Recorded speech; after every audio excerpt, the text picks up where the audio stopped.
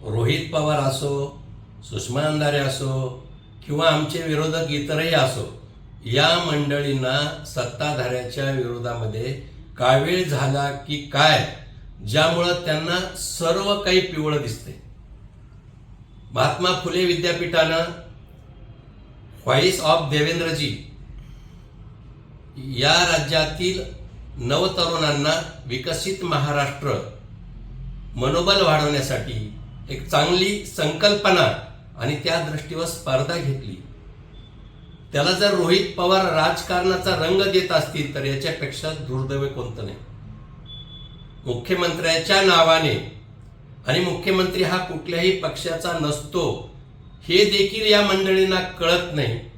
माझा त्यांना एक सवाल आहे की आम्ही आज सत्तेत आहोत म्हणून व्यवस्था सर्वत्र दिसते, पण तुम्ही जेव्हा सत्तेमध्ये होता तेव्हा देशात आणि राज्यात वेगवेगळ्या विद्यापीठामध्ये तुमचे पंतप्रधान जायचे, केंद्रीय मंत्री जायचे, मुख्यमंत्री जायचे, उपमुख्यमंत्री जायचे. कधी आम्ही यावर आक्षेप घेतला नाही, पण केवळ द्वेषाचं राजकारण करायचं, रोज उठून काहीतरी ट्विट करायचं आणि सामान्य जनतेची दिशाभूल कशी होईल एवढंच बघायचं. एवढाच उद्योग रोहित पवार आणि आमच्या विरोधकांना राहिला हे मात्र नक्की.